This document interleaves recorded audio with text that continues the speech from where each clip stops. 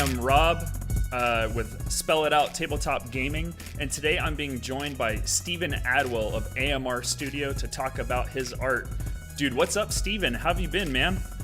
I've been doing good. Thanks for asking.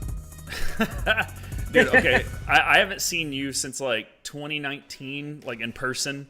Obviously, you know, there was a pandemic that happened throughout the world, and you know, everyone just kind of like hunkered down. But dude, it's good to talk to you, man. Like, it's been a long time. So for anyone who doesn't really know me like that, I was in a band called Rogues Among Us, and we produced a few EPs with Steven at his studio, and we went up to Tulsa for one of them.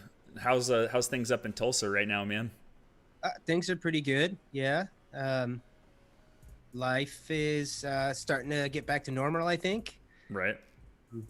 In Tulsa, some of the mandates have been lifted, and it's up to businesses to decide if they want to require masks or no masks. So maybe by the end of the summer, things will be more normal here than maybe other parts of the world. So Right. we'll see. And hopefully more shows will start to happen and people will start playing again. Yeah, I mean, the Vanguard's not really. Are they putting shows on over there now? I think they started to have some shows, but everything was limited capacity. So and, I wasn't getting out much last year to go anywhere because my wife was pregnant, and Yeah. like we didn't want to be part of any science experiments. If she got COVID. Uh-oh. Think Steven's having a connectivity issue. He'll pop back on. But so at AMR Studio, like Steven, dude, he does some awesome work. He worked on Analysis Paralysis, and he worked on another EP for us. There he is again. Sorry, it was connectivity kind of bugged out on us for a second. But you said if your wife got COVID, what? So you know, they didn't know. They had no idea what would long-term effects would be, if there would be any complications with these or the children long-term after they're born. Didn't want to be part of the statistic if she got COVID, Right. being pregnant. So Well, congratulations on being a dad for the second time. thanks. Yeah. When we tracked subscribed Jason Valdez in Tulsa with you, Julian was like just starting to get to run around, and it was just hilarious because every time like I would come into the kitchen and he'd see me, he'd like and then run off, you know, and I'm like now my niece, she's almost 2, and she does that to me as well. Yeah. He's a little more outgoing now, so he's not as shy as he was then. But he socializes more. And, Right. But it's cool being a dad, you know. Mm. I've been enjoying it. How old is Dez? Dez will be 5 months tomorrow. Wow. Yeah. Dang, it's already been 5 months. Yeah. Time flies, and you don't really think about it. I never really thought about it, and then I have a constant reminder that I'm getting older because my kids they change. Wait, how old are you? Man, I'm in my early 30s now. What happened? Right. Dude, it's like I just woke up one day and was like, I'm 32. Yeah. Oh man. But knowing you, Steven, like you'll be like 42 and you'll look like you're 30, and then you're gonna tell people that you're 30. Well, me, it's like I turned 38 and I look like I'm 50. But anyways, so Steven, you run a studio. Do you want to like go ahead and like cover what inspired you to start a studio or get involved with your art in the first place? Yeah, so it's going to be a long story. It's not a short story. So bear with me because I ramble. Let me get a drink real quick. Shameless plug. Yeah. So Wait, do you sell those on your website? No, that was my wife got that for me as a Christmas gift. It was actually my Christmas gift after Hurricane Harvey, and we were living with my in-laws. So, Hmm. um, her cousin's husband was doing those custom uh, Yeti Yeti cups. Yeah. Yeti cups, but that's an Ozark Mountain or whatever, the Hmm. cheapo. But she had him make that for me. Uh, but growing up, I was always involved in music in the classical sense. My mom is a music teacher, and she taught uh, uh, piano and voice lessons, private piano and voice lessons, as well as taught music in a K through 5 Catholic school for some years. Taught at some other schools, but so my mom naturally made us take piano lessons. So I was the last to take piano lessons. I thought only girls took piano lessons because all my mom's students were girls. So I was like, nah, I'm not gonna take piano lessons. Like, why would I do that? It's for girls. Even though I really wanted to play the piano because I liked it. Because my mom would practice for church because she also plays at church, plays the organ and piano at church, um, and she would practice for that every night. And I'd just sit by the door, and the dining room was right by our bedroom, and the piano was right there by the door. And I would just lay on the floor with the door open and fall asleep to my mom playing piano. And so I think a few months went by after my brother started piano lessons, and so I decided to. I finally went up to my mom and I was like, I want to take piano lessons. And it's kind of funny because apparently my elementary school teacher told my mother that I hated music because I didn't participate. But I didn't like. I've never really enjoyed singing. I just didn't want to sing, and she would never give me the percussion instruments. And I'm like, I can play on beat. This kid over here can't shake that maraca. What the heck? Give it to me. So I didn't participate the way that she thought I should participate, being the son of a music teacher, I guess. Um, but anyway, I took piano lessons until I was about a senior in high school, and that started probably around third or fourth grade. And I did school band and all of that. And if I didn't discover rock and roll through starting a rock band my junior year, I probably would have taken all the music scholarships that I got and probably be a teacher myself. Hmm. But in my junior year, I started a rock band with a couple of friends, and it was pretty much a garage band. And I wanted to play more shows. We only played one show, and it was a battle of the bands, and we ended up winning the battle of the bands. And everybody was telling me how awesome I was, and I was like, heck yeah, I'm awesome at music. Uh, so, like, of course, I should do this for real. But I ended up quitting that band, and then a few months went by, and my senior year started, and a kid that moved back and forth between Springfield, Missouri, and my hometown, Chanute, Kansas, because his mom lived in Springfield, his dad lived outside of Chanute, and he was a really good guitar player. And I had seen him play before in middle school, and he had left and then came back our senior year, and he was in art with me, and he just came up to me one day and he was like, "Hey, you play drums, right?" I was like, "Yeah." He's like, "Do you want to jam?" And I was like, "Sure." Yeah, I was like, "Dreams come true." And that was the first band that like I actually was able to like book shows. My dad let me actually drive to the city. I grew up in a small town, and we were roughly an hour and a half to 2 hours away from any city. And for some reason, he thought I was old enough to leave town and drive 2 hours. And he let me borrow the minivan, and we packed all our gear in a '94 Dodge Caravan, and they're tiny. Yeah. I learned that Tetris is a real thing, and packed up a bunch of gear, and we would drive 2 hours, 2.5 hours to play shows. And I picked up smoking cigarettes because my guitar player smoked cigarettes, and I was like, "Here, let me try that." And then I just kept smoking, and Hmm. now I vape. So it's anyway, I just We'll thought get it to was that. yeah, I thought it was really really cool. the whole rock and roll vibe, writing your own music, playing it for people, traveling, and being 17 and being and backstage or at the in the green room and being able to chain smoke cigarettes with a bunch of other musicians. Because back in back in the mid 2000s, like it was still rock and roll to smoke. So the straight edge thing wasn't really a thing yet. And so like I'm with all these dudes in Kansas City and we're all smoking cigarettes and they're like telling me how awesome I am. And I'm like, I got to move to the city. Like, this is it. Like, I'm going to play music. And, uh, but so, I mean, I've always been involved with music, you know, because of those things. And, but rock and roll, I guess you could say either changed my life for the better or ruined me. Um, If you ask Paul, he'll tell you he's with SIO. He's Dr. Paul Garza. He'll tell you that rock and roll ruined your life.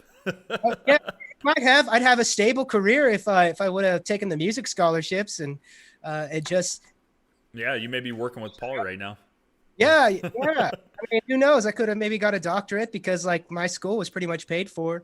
Um, I only had to pay for books. I had a couple scholarships like that where I only had to pay for books and um, but I didn't really have direction. I didn't know. All I knew was I wanted to rock. Right. And I didn't really have anybody telling me like, hey, you should take that music scholarship. Like, what are you smoking? Like, what are you doing? Like, that's rare. I was like, oh, I don't know. I'm gonna rock. I'm gonna move. I'm gonna go to California. I'm gonna do something. I'm gonna travel the world. I'm gonna play my drums. But and then uh, I ended up moving to Kansas City to go to school for music production, and I went for a semester, and it wasn't. It was through the Johnson County Community College, but it was what do they call it? Um, what do they call that type of program? It basically it's affiliated with the junior college, but it's a certificate program. Yeah. Yeah, and so I wouldn't have a degree, and because of that, you weren't able to get financial aid through the school, and you had to get a third party loan from like a bank or student loans that aren't affiliated with financial aid through schools. So the interest rates are really high too. And something I made a mistake. I don't know, but I couldn't enroll the second semester because my application fell through. We just got a notification from the bank that I applied for the loan, and they were like, "We can't approve this." And I was like, "Okay, well, I'm just packing up my stuff and I moved." So I worked at Super Target, and I literally told them like, "I'm moving back home. Like, I gotta go. I can't come into work anymore." I didn't give 2 weeks. I was an irresponsible 18-year-old, and I just You would bounced. have been the guy I hate at Whataburger. He's Yeah, like, I hey, was. I'm quitting. I've been like, get out of my store right now. Yeah, that's what I did. And I just left that day, you know.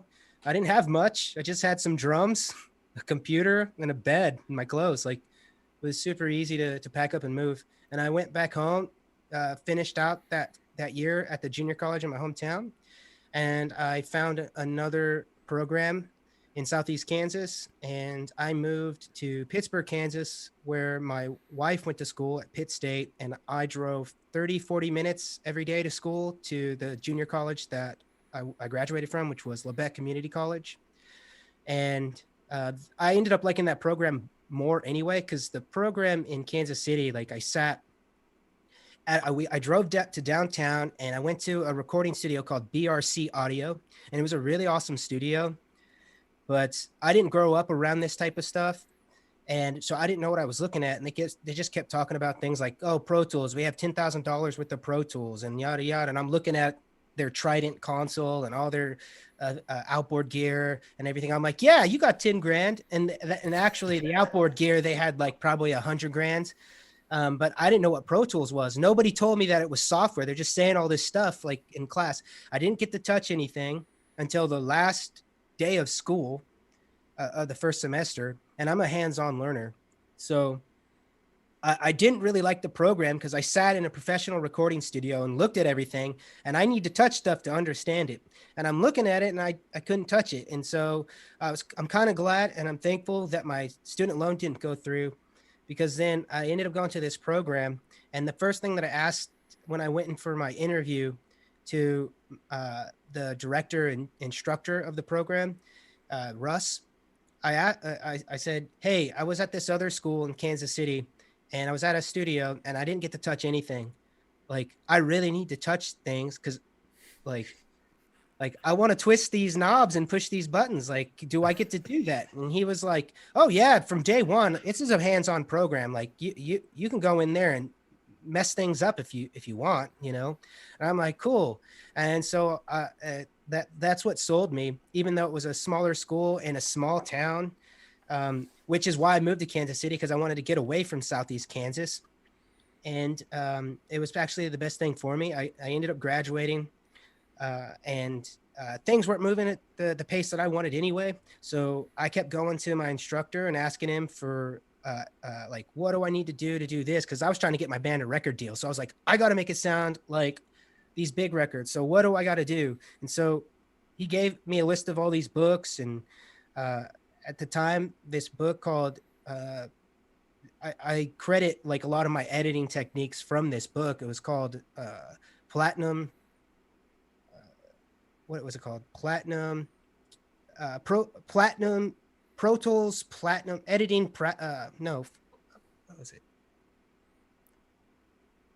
Oh, Platinum Pro Tools, edit like the pros. How did I forget that? No.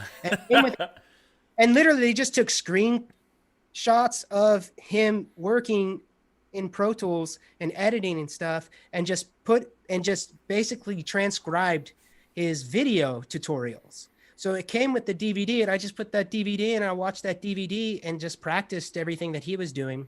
And his name was Brady Barnett, and he's a cat that's in Nashville, or was at the time.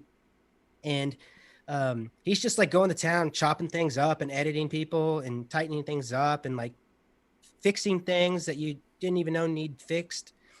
And he kept saying, like, keep in mind, these are Nashville session musicians. This is all they do every day. They come in and they record congas. Like, they only play the conga. So they're professional musicians, and I'm editing them like this. And so I thought, okay, well, I need to do that stuff too, because if this is how they're treating these big records, then I need to learn this stuff. So, and then it just kept progressing. I used my student loan money to buy gear. Probably not advisable, but I did it.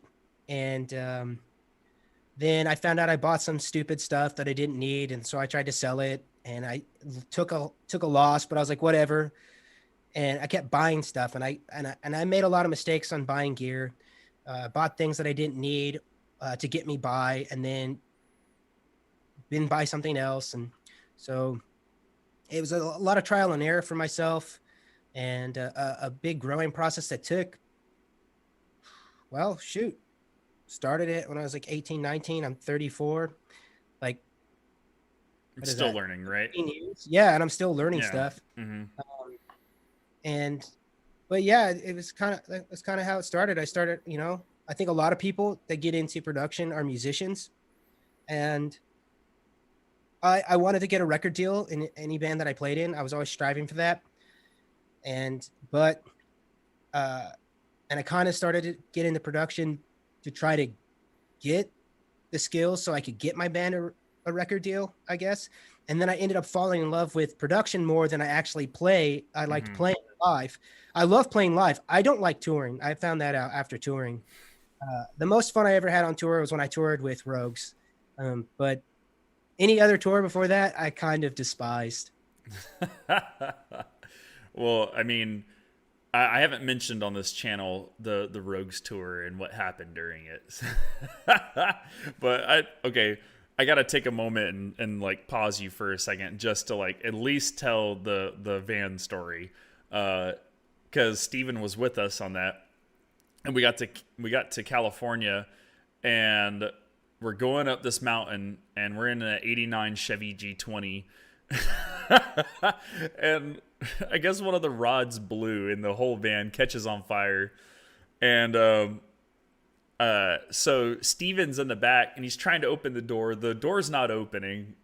You want to tell this part because you tell it way better than I do. I don't know if you know specifically what I'm talking about. Yeah, I know what you're talking about. I haven't told this story in a long time. So it's all happening really fast. You know, we're all like, there's fire. You know, Mark's sitting in the passenger seat and he gets out. And Bradley and I are in the not the back seat, but we're in the captain's chair. The what do you call those seats? It's like the middle row. Yeah. Yeah, the bucket seats. And I'm trying to open the door. And it's not opening. I don't know why. It wasn't locked. I'm like, ah! Like, and it's getting smoky. Like it's happening really fast. And Mark walks by and he like looks at me with this like, and so then he just like grabs the door and he opens it and just slings it open. And I guess that door was already kind of hot because he said it hurt his hand. I don't remember if it burned his hand or. But he said he hurt his hand doing that. But like he just like pries that door open, and I'm like, oh, we got to get out, and we get out, and we're all standing there, you know, and the van just keeps going up in more flames, and standing on the side of a mountain in California, and then some. I guess he worked for the California Highway Patrol, or he was a maintenance crew or something. The highway maintenance. They have like a highway maintenance. I can't remember. He drove a white truck though. And he starts like directing traffic, you know? And then he comes over to us after he directs some traffic. I think he put a cone down, an orange cone. And we're just like, it was just 4 of us at the time, right? Because no, it was just 4. Yeah, because that was a nightmare tour because Kyle went out with an umbilical hernia in Oklahoma. yeah. So Kyle's not there. So you know, I got some video clips of it. It's kind of funny because you like see these sad musicians like. But one of the things I remember the most is like this guy starts seeing like the engine starts going up in flames, and he runs back, gets a fire extinguisher, tries to extinguish it out, and then he goes, "That's it, it's gone." Yep. You know. It's over, and then he tells us like, because we're just standing there like, oh, what this sucks. Like, what do we do?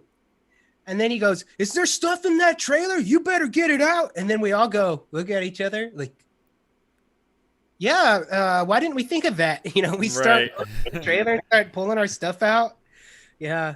Well, you skipped my favorite part. That's Mark like opened up that door, and so. From what I remember you telling me is that you were like, oh man, Mark just saved our lives, right? But he like almost halfway pushed you out of the way to get his bag. Oh yeah, he did. He reached for his bag. Yeah, I wish he would have. I wish he would have reached for my vape stuff that was right next to him in the front seat. No, don't care about Steven's vape. You mean the same vape that you had to even like take another adventure out when Kyle got his injury? Because something happened to your vape. Oh, I was sitting in the van, like while he, you know, gave himself a hernia picking up his amp. I was in the van, and it's pitch black out there in Norman. What was it? The Brick Tavern? Red Brick Tavern. I don't remember the name of it. Yeah. But I'm in the van, and my vape is in my lap, and I'm on my phone, and then hear all the commotion. Shout out to Biscuits and Groovy, by the way. Kyle said they busted his gut. Yeah, so it was in my lap, and I was on my phone. It was dark. I'm absent-minded, so I forget that I do things. I hear the commotion, and I open the door, and I step out to see what's going on, and my vape fell to the ground, and the tank glass broke. So oh my god. Yeah, that tour was hilarious. There's so many stories, and frankly, we don't have the time to tell all of them, but maybe one day I'll get you back on here and we'll just go through the rest of them. that tour was insane. It'd be fun to just talk about it because I I'd like to reminisce about it, just get a refresher of like what all happened. Maybe I'll get like more of the guys on, and we'll all just like go over that tour and just like have a good laugh over it and share it for the public. Yeah, But I do want to dive into like how you think about your profession, and I guess more specifically, like, could you cover like a typical day working in your profession? so let me think here. Well, I start every day like anybody else. Put one pant leg on at a time. But Sometimes. yeah, yeah. So um, typical day here in the studio. Well, a lot of my work is post production. Um, at certain spurts, I'll spend a lot of time at once working really long hours trying to track whether it's an EP or an album or something, and it takes a lot of time. So I won't get much sleep for a week or 2 weeks or however long it takes to track something. And because I'll do post stuff in between, even if we stop the session at 8 o'clock, because there's certain things that I like to have completed before I track the next thing. So I'll stay up several hours later and edit things just so it's ready for the morning. And I just do that process. It's very tiresome. By the end of it, like I don't want to talk to anybody. I'm just like see ya, bye bye. Dude, I Like get that way when I do a ton of video editing too, so I understand. yeah. So um, and then I pretty much just work by myself. I sit in a room that's very quiet, and I fiddle with my computer with audio and try to make things sound better than they did before I touch it. And sometimes I can make it worse. I don't know. I like to say that I did make it worse, but I doubt myself all the time, and uh, which makes me want to get better. You know, Right. um, but it. I mean, I guess it's not as exciting as people might think or fantasize about. It's like it's really exciting and stuff, but also grueling and um, uh, detail Tedious. oriented. It's Yeah. very tedious, especially editing.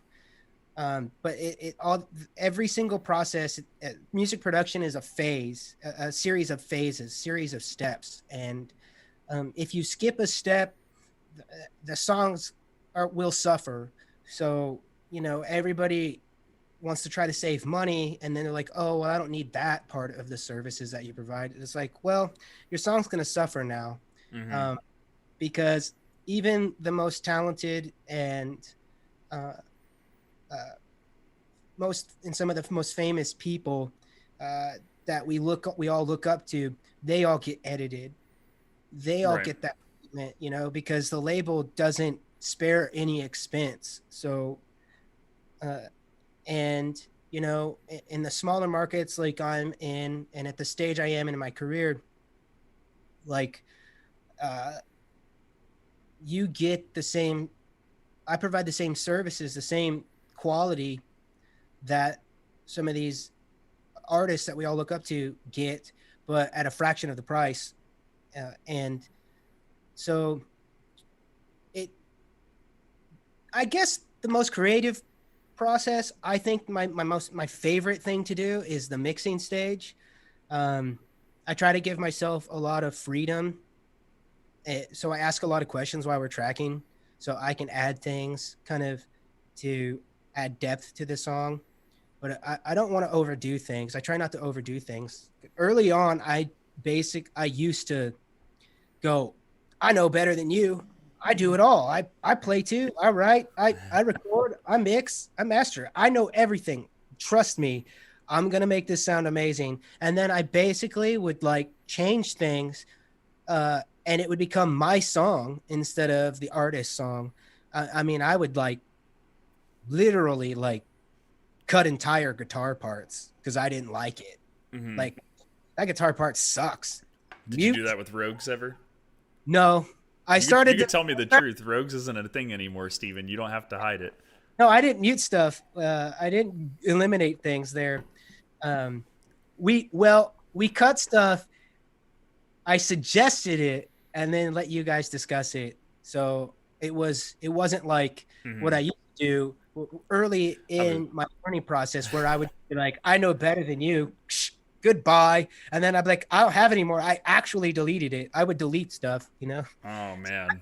So I learned a lot of things, what not to do when producing a record because it's a collaboration between myself and the artist, and my goal now is to add a little bit of what I think sounds cool, but in a way that I'm achieving the artist's vision. So I ask a lot more questions now, and if somebody actually tells me don't put any reverb or delay on my vocal, I won't do it because I again, like early in my career, I used to think I knew better than everybody. So an example is when I used to work at House of Blues. I was running sound in the Peacock room, which is the smaller room, and it's a really horrible room to try to mix in. Well, it was at the time. I don't know if they addressed like the acoustics, but it was terrible. And everybody, like, I always looked at those things as like, this is going to be great. This is a challenge. How can I make a mix through this crap?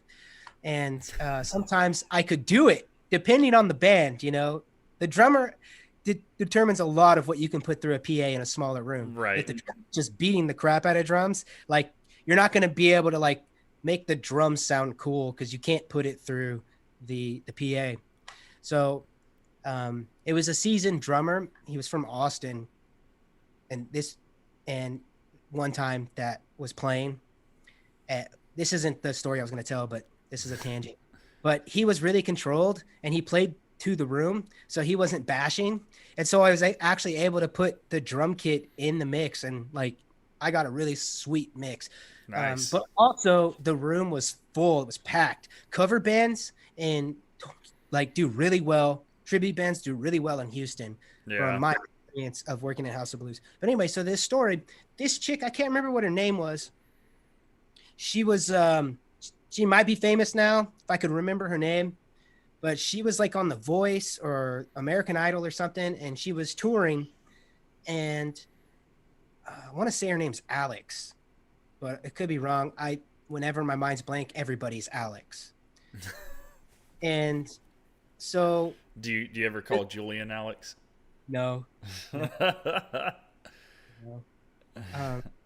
No, I haven't forgotten his name. Not Um, yet. I am kind of doing the thing that like my mom would do, and sometimes I forget which kid I'm yelling at. Not that I yell at my baby, but like I'll be trying to yell at Julian like, pick your clothes up. What are you doing? And I'll be like, Des, no, Julian. Anyway, but her guitar player was also the tour manager, and he comes up to me and he was like, don't put any delay on her vocal. And I was like, okay, yeah, I won't. But then I'm in my mind, I'm like, you don't even know, I've got this is gonna be the best sounding show you'll ever have, like, just wait. So first of all, we didn't have a sound check with her. She came out because she was probably doing radio appearances or something. She comes out for sound check, and like, I didn't even put her vocal in the monitors yet, and she was like, good, we're good, and she walks off stage, right? So I was like, I guess she doesn't like vocals in her monitors. Okay, whatever. Hmm. Because I was like, are you sure? Is that good? Yeah, it's great. See, it sounds good. She comes out and the band starts playing. She can't hear herself. She's like, turn it up, turn it up. I finally get her situated. But then I'm like, all right, now I've got everybody good. They're good to go. Monitors are checked, no feedback. I'm good. Now I'm going to mix. So I start working on my cafe, and I'm like, watch this. And like at the time I was like trying to figure out how to make delays sound like reverb. And so, but in live sound, like, it's kind of like you have to hear it a little bit, and then you try to make adjustments, and then until you get it right, because you just hit a tap delay, you don't know what's going on. You can like look at the settings and everything, but it still may not sound the way you think it's going to sound. I don't know. That's my experience. So I throw her vocal in the delay, and then there's a break. Like, it doesn't matter if there's no pauses in music, it's just straight rock and roll, no rest, no silence. It's just in your face the whole time. You can get away with a lot of stuff, but they just go dun, dun, dun, dun, dun, dun, and then she sings over. No, she holds it out, and then they come back in. She sings a note, and then there's delay that carries over the break. And I was like, "Oh shit! I hope they didn't hear that." The guitar player and the singer, they both look at me like, and I'm like, "Okay." And I just muted the delay, and I never touched it after that. So I've had many experiences like that, where it's in live sound at House of Blues, where it was like, "Yeah, I should start listening to the artist, and just accept my role in this. I'm gonna make you sound as awesome. Don't get me wrong. Like, I still make bands awesome, but if they literally say don't put effects on my vocal, I don't do it anymore. Because some of my experiences, like, I found that it's kind of like a 50-50 thing, where it's like, so we had sound guys that would experiment with our sound, and they would stay still within our requests while experimenting, and were the best sounding shows we had, is when he was like, "Hey, I'm gonna throw some effects on vocals. You guys didn't say y'all don't want it, right? Y'all are cool with effects." We're like, so. But there were other things with instruments that we did want, and he stayed with that. I'm trying to remember some specific spots where that happened, but you get what I mean. There's like a little bit of give and take between sound guy and artist. Yeah. So when they say no delay, just saturate with reverb. Like, experiment with reverb in pre-delay settings. Yeah. Or figure out how to create a gated snare sound and get it on the snare drum, Like, even if it's a metal band, screw it. Make them sound. I mean, there's times where, like, somebody, because they've had bad experiences. Let me pull up my list of bands. I have a one-off. That'll take too long to find it in my notes. Well, or like what kind of band were they? Like rockabilly. It was a rockabilly band, and they were from Detroit. And older dude, like, I think he was pretty popular in that genre. And the drummer, he came up to me and he was like, and I'm running front of house in the main hall in this show. And so when you have a dedicated monitor engineer, you can do a lot more stuff. But he came up to me and he was like, "Don't put gates on my toms." And I was like, challenge accepted. Oh my God. Here we go. It's the same thing, Steven. No. I got away with it. Oh, okay. He wasn't going to hear it. He was on stage. He should have said that to the monitor engineer. I put gates on it. And but anyway, I got compliments from one of the opening bands that was on tour with them. It was like, "Dude, that sounded awesome." I'm like, "That's right. It's because I didn't listen to the drummer." Oh my God. So, I mean, man. It's give or take, I guess. Like, yeah. Sometimes I get away with stuff when people tell me not to do things, and sometimes like I don't, and it's obvious. Most of the things that I would get in trouble with, and people would give me looks, is with delay throws and things like that. But then sometimes, like, the delay throws is super dope. Like when you're on tour with a band, I've talked to a lot of my friends that tour with bands. Like, you learn the set, the songs inside and out because you hear them every night, so you know what you can do. And plus, the bigger artists, they have rehearsals and stuff with sound engineers too. But when you're just mixing a band on the fly, like, you've never heard them before, you don't know their songs, you're just kind of guessing and just feeling it, you're kind of vibing with the song. That's when you can get in trouble with delays. But there was a Matt and Kim came through, and I ran front of house for the opening band, which was called Waters. I'm a fan of that band now.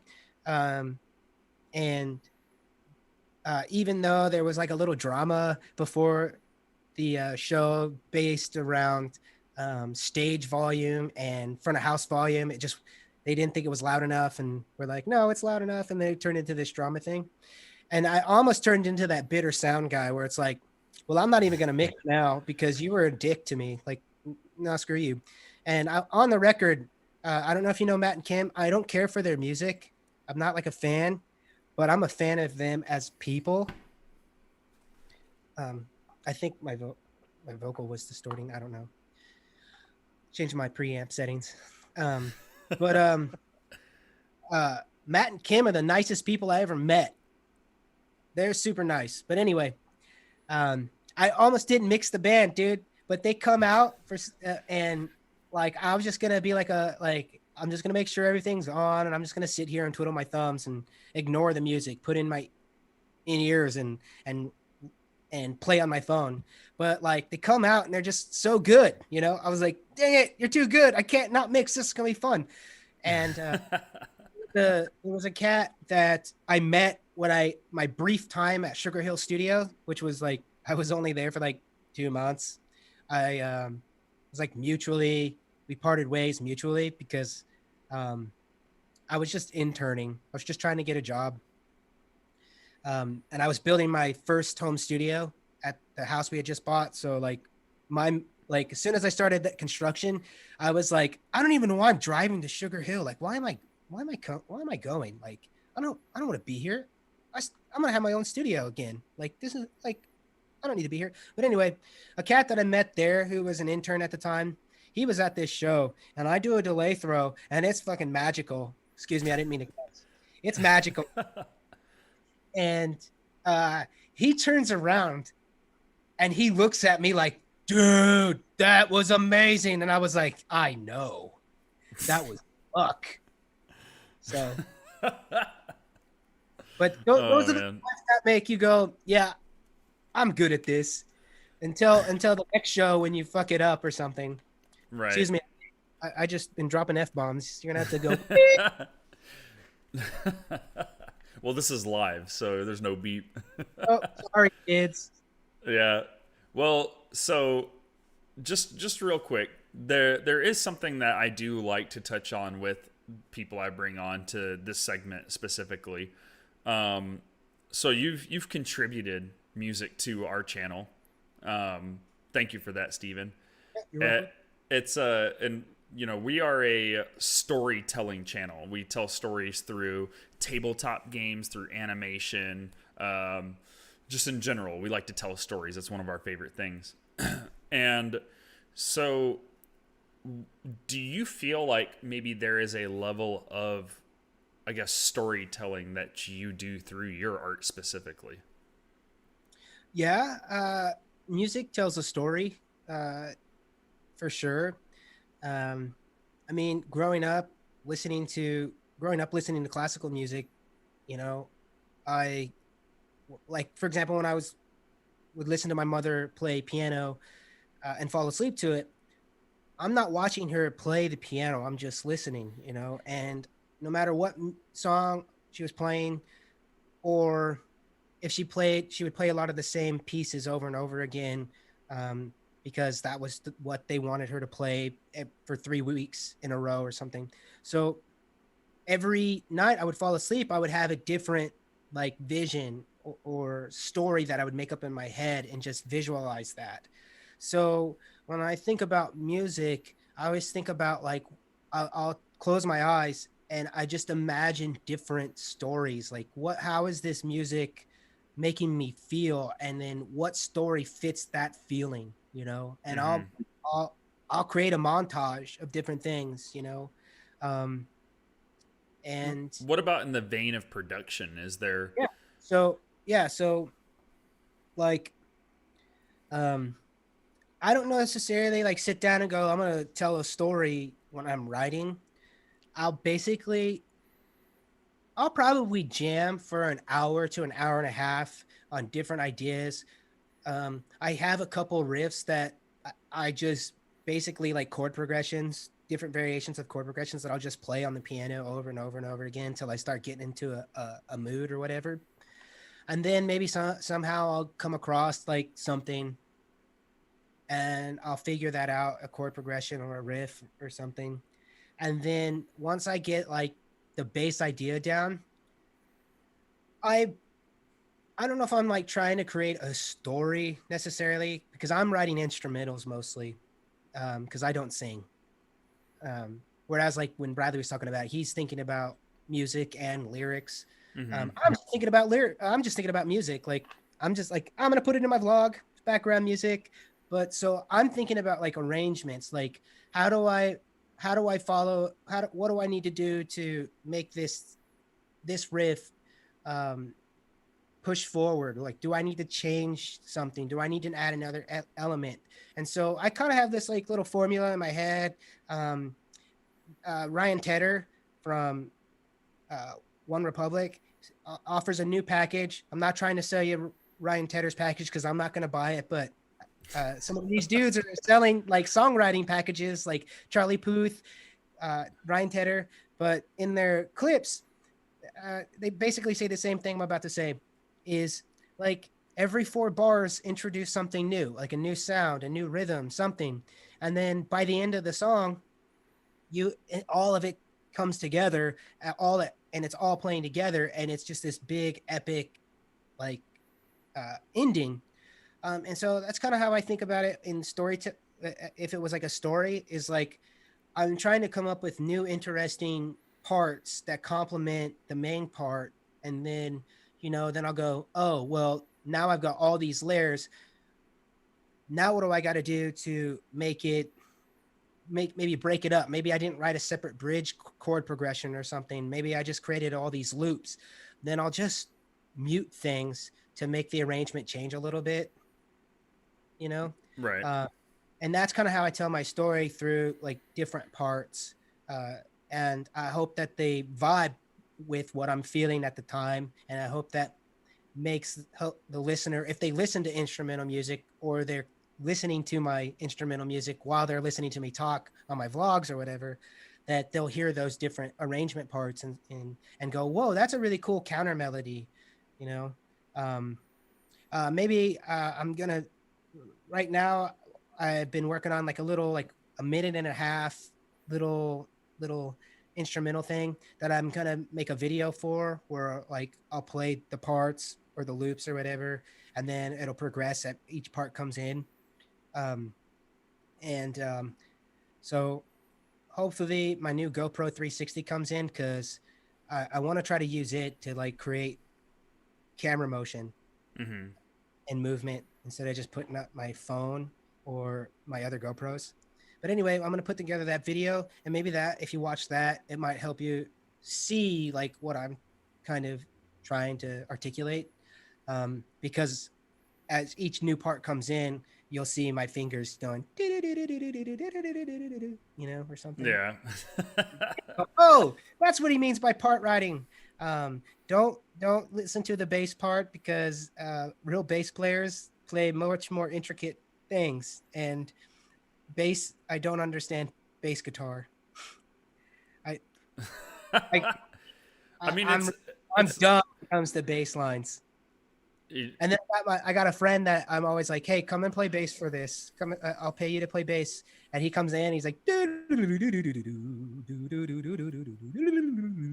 right. like, oh, how did you do that? And then it's like, it's not like if I were to like figure it out and play it on the piano or something, like I'll be like, oh, that's that's I could play that with my fingers. Like, why does it? It just sounds cooler. I don't know. Well, someone once described to me that you don't listen to bass, you feel bass. So when you're writing out the part, it's like, what do you want the listener to feel when you're playing that? Well, I don't know. I listen to bass, dude. Like 4, 1, 5. Yeah, okay, but you go to a show, right? What's the instrument that's like smacking you in the chest? The bass. Kick drum. Okay, but the kick drum is bass, right? No, it's a drum. It happens. It happens to have subsonic frequencies. Right. It just happens. It's still a do. No, I'm just messing with you. I'm not going to ask you this question, but I did want to like kind of let the stream know that I have goofy questions like this like lined up. But I sent Steven like a questionnaire of like all these questions that I was planning on asking him. And one of them I sent him is, what persona do you think most represented, or that most represents you based on Jungian psychology? And Steven was like, what's that? I was like, don't worry, I won't ask you that one. It's okay. Because, I mean, frankly, I get the concept behind it, but at the same time, I don't know the specifics behind like each of the archetypes. I'm just a big fan of the game's persona, and they draw a lot of influence from Jungian psychology. But I just Steven's like one of these like guys that I know if he doesn't understand something I talk about, he's gonna ask me, "What do you mean by that?" And he's gonna expect an explanation. And if I don't give it to him, he's just gonna like, "Bro, what is it? Tell me what it is. What is it?" But dude, I love hanging out with you, Steven. We every time I've come up there, we've had like these huge, elaborate, like deep philosophical conversations on like either religion or politics, and we're not going to get into that here because that's not what this channel is. But is there anything that you would like to say to maybe anyone in the audience that may be interested in becoming music producers or musicians in general, or just someone pursuing arts? Stick it through, keep pushing yourself to grow and learn new things. Don't be complacent in your abilities. Always push to be better than you were before. It which kind of probably hurts you mentally every now and then because you're going to be your own worst critic. So you get down on yourself, but push through that. Um, and because uh, it's tough already to pursue music and try to make a living at it. Um, um, I'm fortunate and blessed to have been able to do it. Um, Also, you probably need to marry yourself someone who has a career, like a real career. That's probably why I'm able to push through the hard times when it comes to the music industry because my wife has an awesome job. She's much smarter than me, and she got a master's and a CPA, and she works for a very good company. And so she basically allows me to be quote unquote an outlier because she pays most of the bills and I make the fun money, and I guess you could say it that way. Mm-hmm. But you don't have to do that. You can really struggle like other people who aren't fortunate like me to have a wife like that. Um, but just keep pushing through it no matter what obstacles, because even though I got a wife that helps support me and believes in my dream and has watched me grow and build a six-figure studio in gear and the space, like that's how much money I spent to build a legit studio, the six figures. I'll never have that money again. Thank you, Tax Day Flood and Hurricane Harvey, for that sweet insurance check that allowed for these things to happen. But yeah, just push through, and uh, continue to strive to be better than you were before. And um, don't let anybody tell you you're not good enough because you're already telling yourself that. Just keep pushing, keep learning. And if you put the time in, you'll eventually develop the ear. It takes a lot of time. It's not going to happen overnight. You're going to go through a lot of struggle just trying to figure out why your stuff doesn't sound good. And most of it's going to be because um, the internet's going to lie to you and tell you don't need gear, but that's a lie. You need quality speakers, quality converters, a quality monitoring system.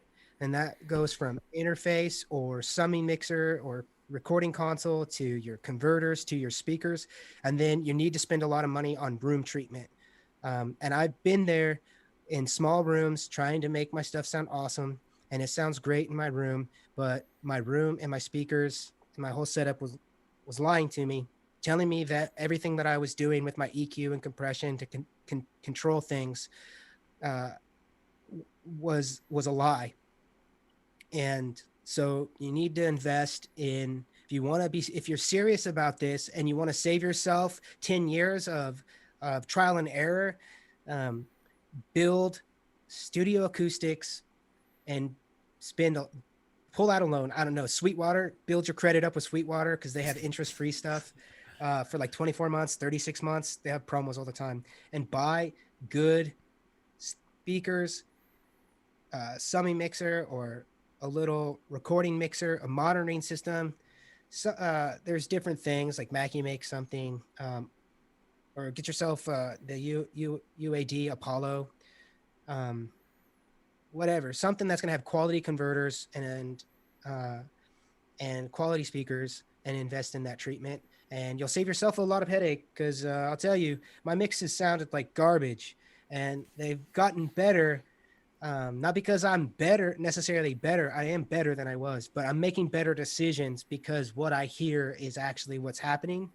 And your room is your biggest enemy. So invest in that. As far as a musician, same type of stuff, you know, like just keep working at it.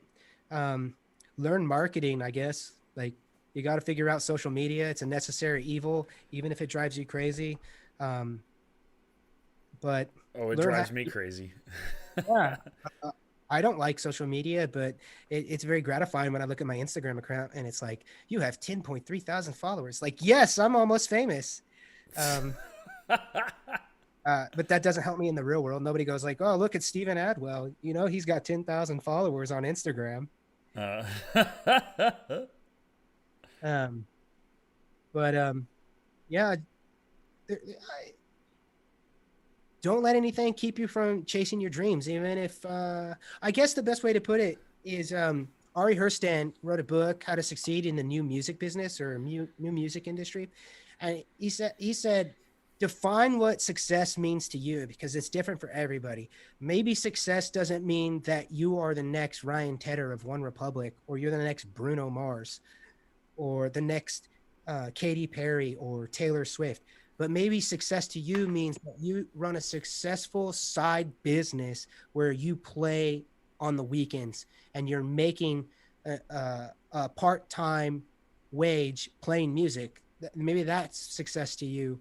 Um, or maybe success to you is, uh, playing regionally. Or if you're in Texas, just, play all of Texas because you don't have to leave Texas because Texas is huge. Like, right. You can be famous in Texas. Texas is cool because of that. Especially if you play country. Yeah. I mean, they got a whole genre, Texas country. Like, Yeah. those people don't leave Texas. One thing I did want to add on to what you were saying earlier is you mentioned that you are your biggest critic, and I do want to add on that when people give you criticism, don't take it as a personal attack, but instead evaluate it as true feedback. Like, is it something that can really help you to grow? And maybe you do have a shortcoming that someone else recognized. The too many times I've seen, specifically in the music industry, where someone will come and say, I don't like how this happened or that happened. I don't like how you played this or that. And you take it as a personal attack, or I've seen musicians take it as a personal attack rather than maybe that's something I should evaluate. Yeah, for sure. I mean, I've suffered from that myself, and that was part of the growing process for myself is slowly being humbled. So people slowly like chipping away at my ego by critiquing me or giving me those dirty looks, when Right. I say something. And over a course of years, I'm I'm not the same person I was when I was 18 years old, 19 years old, when I thought I knew everything and I was amazing. And like, look at me. They gave me music scholarships. I know everything about music. I don't need to go to school. Like, whatever, like whatever it may be. Um, like So yeah, my ego's been chipped away, and now I just try my best to work with artists and help them sound as good as possible, by throwing in a little sprinkle with a little sprinkle of my ideas, um, and and I've learned that I can learn from anybody, and I actually get better when people or clients say, "Can you do this? Can you do that?" And it's like, well, instead of like puffing up and going, "I don't think that's going to work."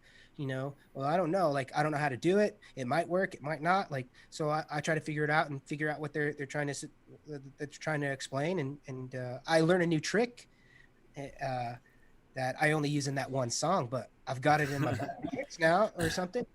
So I've learned a lot from my clients. So I've learned that even though people are coming to me and paying me a lot of money to quote unquote make them sound better or produce them, make them stand up to the stars or whatever. Um, I don't know everything about music. I don't know everything about music production. I don't have enough time to listen to every song that's ever been recorded to even have an idea or clue like what people are creating. And so um, I've learned that by asking people questions about the stuff that they like, to show me examples so I can go, oh, that was really cool. Well, how did they do that? Then I learn new things all the time because there's music that I have not even dived into that I come across from clients because a rock band, everybody in the band might listen to completely different genres, but they're making this indie rock project together. I And mean, so like Rogues did stuff like that all the time.